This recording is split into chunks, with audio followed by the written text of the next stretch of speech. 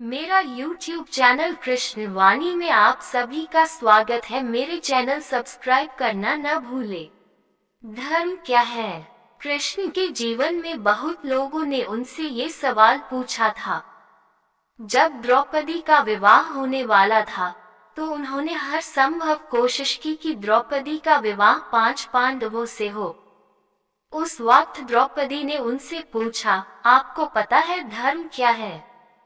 एक बार कृष्ण ने भीम से कहा था, हस्तिनापुर दुर्योधन के लिए छोड़ दो, चलो हम नया नगर बसाएंगे। इस पर भीम ने जवाब दिया, आप देशद्रोही हैं। मैं दुर्योधन को मार डालना चाहता हूँ और आप मुझसे ये कह रहे हैं कि मैं ये राज्य उसके लिए छोड़कर चला जाऊं, कहीं और जाकर अपना राज्य बसाऊं।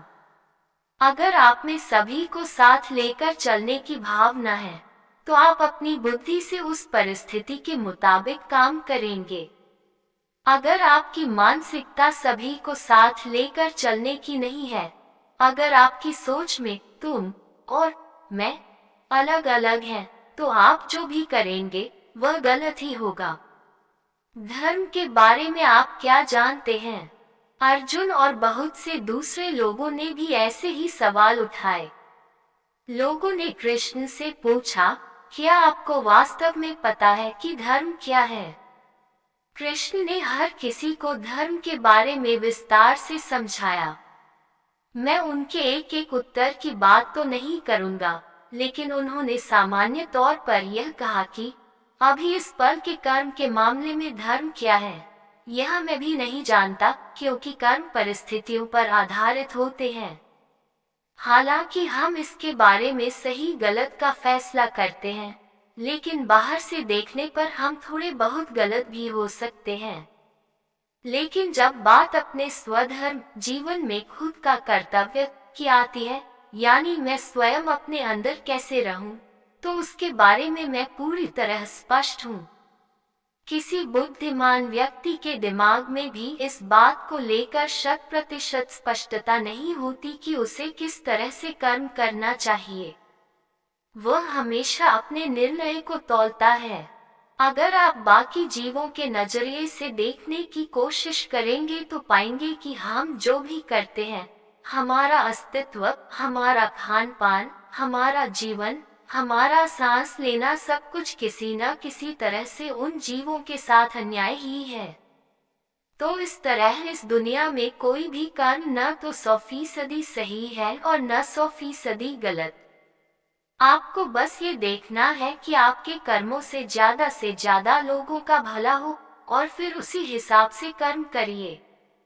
जब बाहरी क्रियाकलापों की बात आती है तो उस पल के लिए उचित निर्णय लेना ही धर्म है।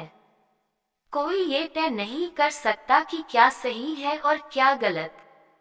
जब कर्म करने की बात आती है तो 100% स्पष्टता सिर्फ एक मूर्ख या एक कट्टर इंसान के दिमाग में ही होती है। बाकी सभी लोग हमेशा अपने निर्णय को तौलते हैं कि क्या सही है और क्या गलत। कोई दूसरा तरीका ही नहीं है। इस सृष्टि की प्रकृति ही ऐसी है। अब आप किसी की हत्या की बात कर रहे हैं। जरा सोच कर देखिए, जब आप खाते हैं तो आप किसी की हत्या कर रहे होते हैं। जब आप सांस लेते हैं तो आप किसी की जान ले रहे होते हैं। जब आप चलते हैं तो भी पैरों तले किसी जीव की जान लेते हैं। अगर आप ये सब नहीं करना चाहते तो आपका अपना जीवन खतरे में पड़ जाएगा और तब आप खुद की जान ले रहे होंगे। तो आप किस धर्म का पालन करेंगे? बात बस इतनी है कि आप भीतर से कैसे हैं। किसी बुद्धिमान व्यक्ति के दिमाग में भी इस बात को लेकर 100% स्पष्टता नहीं होती कि उसे किस तरह से कर्म करना चाहिए। वह हमेशा अपने निर्णय को तौलता है। अगर आप में सभी को साथ लेकर चलने की भावना है तो आप अपनी बुद्धि से उस परिस्थिति के मुताबिक काम करेंगे। अगर आपकी मानसिकता सभी को साथ लेकर चलने की नहीं है, अगर आपकी सोच में तुम और मैं अलग अलग हैं, तो आप जो भी करेंगे वह गलत ही होगा। आप कोई भी काम सही कर ही नहीं सकते क्योंकि आपका का पूरा वजूद ही गलत है, क्योंकि आपने बस तुम और मैं बना रखा है। कृष्ण का पूरा जीवन बस इसी बात को दर्शाता है। उनके जीवन में तुम और मैं नहीं था, बस मैं और मैं या तुम और तुम ही था। चाहे वे गोपियों के साथ हों, चाहे वे एक राजनेता के तौर पर काम कर रहे हों या फिर वे गीता का उपदेश दे रहे हों, उनका संदेश हमेशा एक ही था, सभी को अपने साथ समाहित करने का।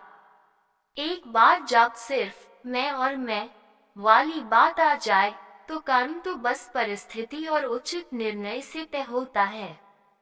कोई भी कर्म 100% सही या 100% गलत नहीं हो सकता।